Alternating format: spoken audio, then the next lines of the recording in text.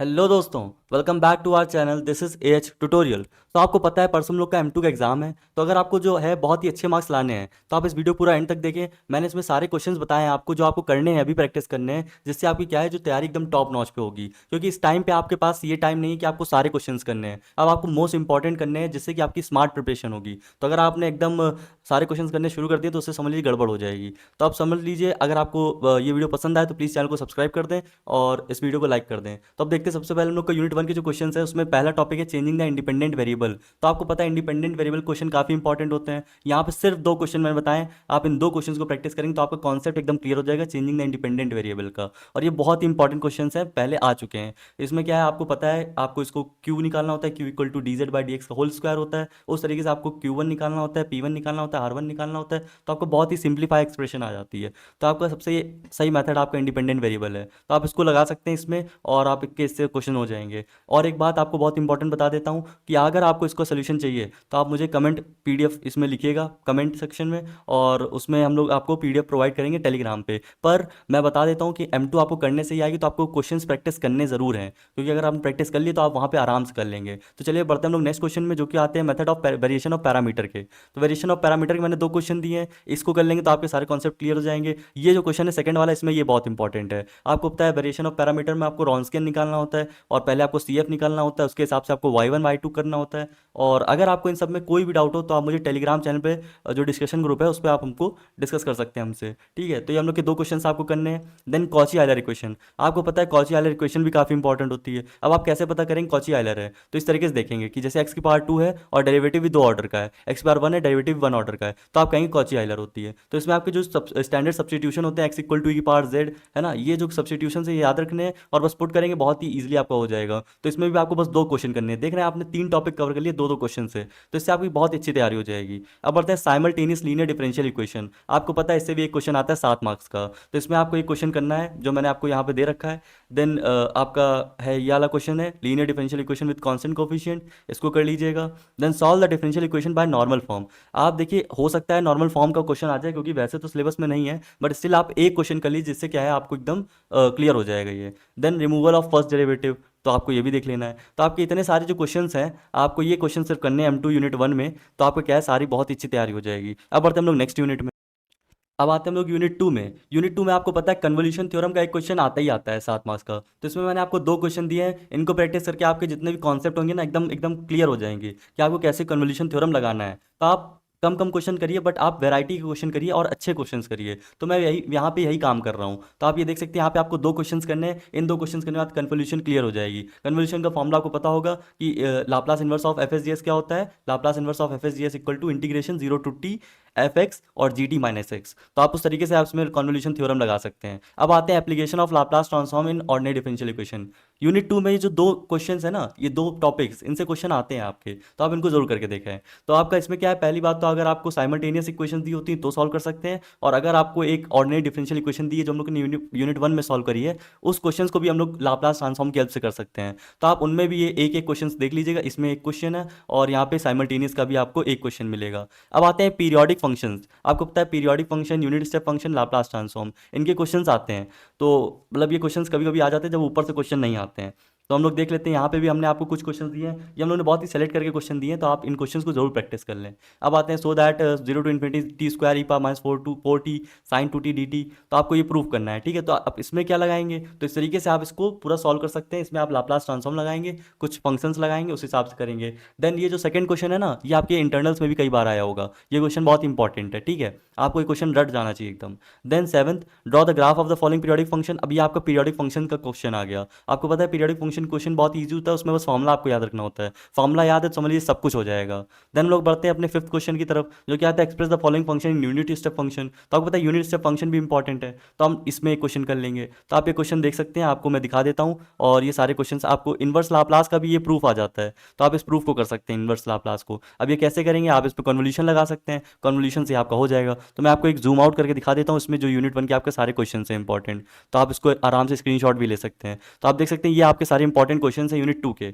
मैंने बहुत ही कंसाइज वे में दिया है, तो आप प्लीज़ हमारे एफर्ट्स को एकदम वैल्यू करें।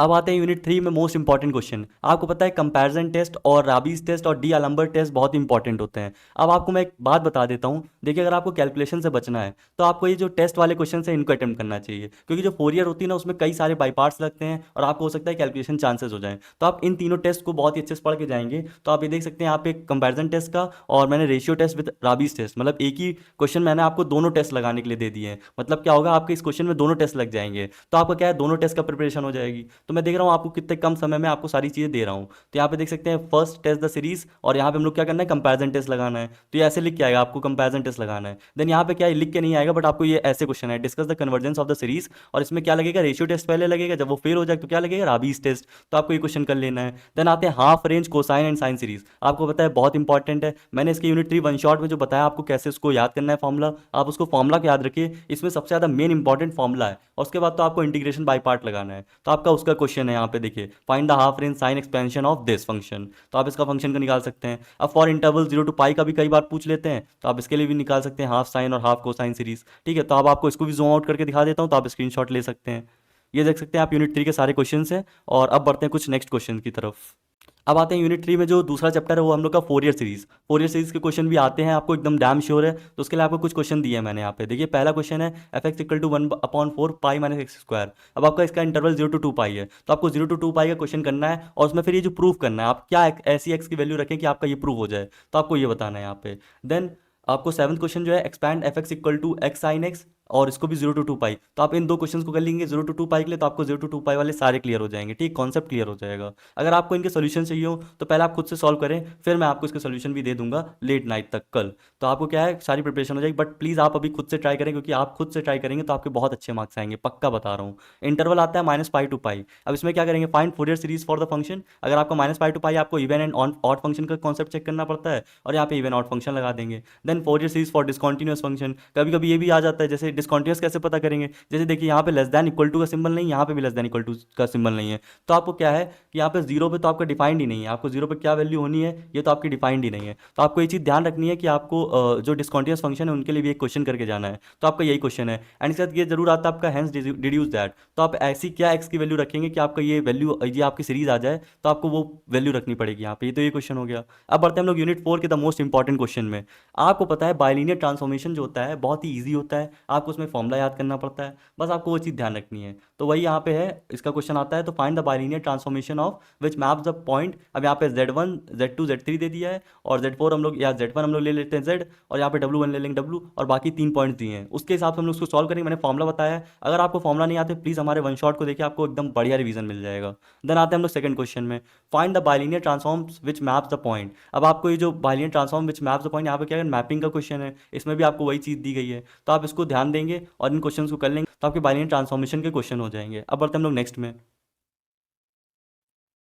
अब जो नेक्स्ट बहुत ही इंपॉर्टेंट है वो हम लोग का मिलनेस थॉमसन मेथड है यूनिट 4 में। आपको पता है भाई इसका क्वेश्चन भी आता है, और ये भी बहुत इजी क्वेश्चन होते हैं। आप हमारे वन शॉट से देख के ही समझ सकते हैं कि आपको बस फॉर्मूला अप्लाई करना है और आराम से हो सकता है। मिलनेस थॉमसन मेथड में केस 1 क्या है, जब आपको यू दिया होगा तो ठीक है, determine analytic function F Z in terms of Z whose real part is given. तो मैंने एग्जाम्पल दे दिया, आपको ये क्वेश्चन कर लेना है। तो इसमें क्या आपको रियल पार्ट बोला है, तो मतलब यू दिया गया है, तो आपको क्या निकालना पड़ेगा, यहाँ पे वी निकालना पड़ेगा, यहाँ पे एफ जेड निकालेंगे क्योंकि मिलने थॉमसन यूज कर रहे हैं। इसी तरीके जब इमेजिनरी पार्ट दिया होगा तो वो क्वेश्चन कैसे आएगा, find the regular analytic function F Z in terms of Z whose imaginary part. यहाँ पे आपको वी की वैल्यू दी है, आपको निकालना है यू की वैल्यू। तो आप इतने क्वेश्चन करेंगे तो आपको एकदम आराम से क्लियर हो जाएगा। देन आपको यू माइनस वी का एक क्वेश्चन कर लेना है, जो कि आपको यहाँ पे दिया है। अगर आपको यू माइनस वी दिया गया हो तो आप उसको कैपिटल यू लेट कर लेंगे। देन आप कैपिटल वी फाइंड करें या ना करें, आप डायरेक्ट एफ जेड फाइंड कर सकते हैं मिलने थॉमसन की हेल्प से।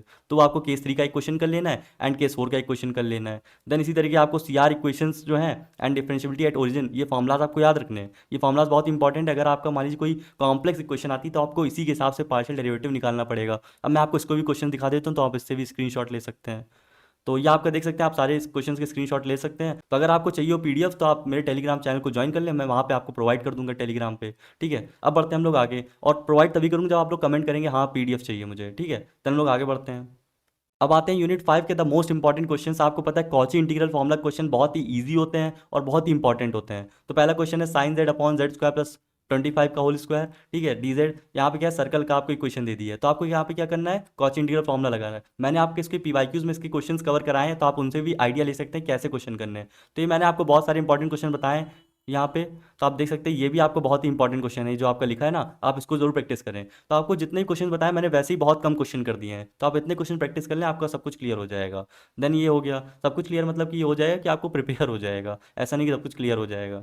तो ये हो गया हम लोग का। Then verify Cauchy integral theorem, यहाँ पे कॉची इंटीग्रल थ्योरम वेरीफाई करनी है, और ये क्वेश्चन भी आपका लॉन्ग में एक बार आ चुका है और बहुत ही इंपॉर्टेंट क्वेश्चन है, आप इसको देख सकते हैं, थोड़ा लॉन्ग है बट आपके इस तरीके से क्वेश्चन एक ही आया है और इसको आप प्रैक्टिस कर लेंगे तो वो भी हो जाएगा आपका। देन आपको पता है टेलर एंड लॉरेंस सीरीज का क्वेश्चन आ जाता है कई बार, तो वो आपके इसके क्वेश्चन दिए हैं। देन कॉची रेसिड्यू थ्योरम तो सबसे ज़्यादा इंपॉर्टेंट है और इजी भी, आपको पोल निकालना है, मतलब रेसिड्यू एट पोल निकालना है और उसको ऐड कर देना है और उसमें मल्टीप्लाई कर देना है। तो आपको ये क्वेश्चन दिख रहे हैं आपको, तो आप इनका भी एसेस ले लीजिए, आप ये क्वेश्चन करेंगे तो आपका हो जाएगा यूनिट जो आपकी 5 है वो भी। अब आते हैं application of Cauchy residue theorem, आपको पता है इसके क्वेश्चन बहुत इंपॉर्टेंट है। इसमें लिख के कैसे आता है, कंटूर इंटीग्रल करके आता है, तो आप ये मत कहीं कंफ्यूज होइए कि कंटूर इंटीग्रल क्या होता है, ये वही होता है कॉची रेसिड्यू थ्योरम से आपको सॉल्व करना पड़ता है। तो आपको इस तरीके से क्वेश्चन दिया जाता है जो आपका दिया है यहाँ पे 2 पाई डी थीटा ए प्लस बी और कॉस थीटा, इस तरीके से जो क्वेश्चन है आपका, ये जरूर प्रैक्टिस कर लीजिए। एक स्पेशल फॉर्म होते हैं इसमें, आपको क्या सब्स्टिट्यूशन करने हैं यहाँ पे डी थीटा की जगह कि आप उसको कॉम्प्लेक्स में कन्वर्ट कर लें, वो आपको ध्यान देना है। मैंने आपको बताया हुआ है ये वन शॉट वीडियो में अपने, तो आप देख सकते हैं इसको। तो आपको इतने क्वेश्चंस करने हैं इसमें यूनिट 5 में। अब आगे बढ़ते हैं, कुछ और क्वेश्चंस हैं इसमें। तो देखिए और ये कुछ क्वेश्चन है, evaluate the integral by using contour integral, और आपको ये क्वेश्चंस वही देखिए उसी फॉर्म में है, एक था ए प्लस बी कॉस थीटा, एक प्लस बी साइन थीटा। मैंने आपको ये दो क्वेश्चंस क्यों दिए हैं, क्योंकि भाई देखिए क्वेश्चन बहुत ही पूछे जाते हैं और बहुत ही इंपॉर्टेंट है, इनके आने के चांसेस बहुत ज़्यादा हैं। देन इसके बाद क्या, इवैल्यूएट बाय कंटूर इंटीग्रल, आपको कंटूर इंटीग्रल मतलब वही आपको एप्लीकेशन वाला लगाना है कॉन्सेप्ट, यहाँ पे थीटा वाले टर्म्स को जेड में चेंज करना है, मतलब आपको कॉम्प्लेक्स नंबर बनाना है। देन उसको आप लोग कॉची रेसिड्यू से सॉल्व कर लेंगे, और वही चीज़ यहाँ पे लिखी यूजिंग कॉची रेसिड्यू थ्योरम। तो आपको इतने क्वेश्चंस जो हैं अगर आपने प्रैक्टिस कर लिए हैं तो समझ लीजिए आपकी जो तैयारी है बहुत एकदम टॉप नॉच हो जाएगी। और आपको लगता है ये नहीं हो पाएगा तो हो जाएगा, क्योंकि आपके पास एक दिन का समय है, थोड़ा सा टाइम निकाल के क्वेश्चंस कर लीजिए तो हो सकता है आपके बहुत ही अच्छे मार्क्स नंबर आ जाएं। All the best for examination, thank you and have a nice day.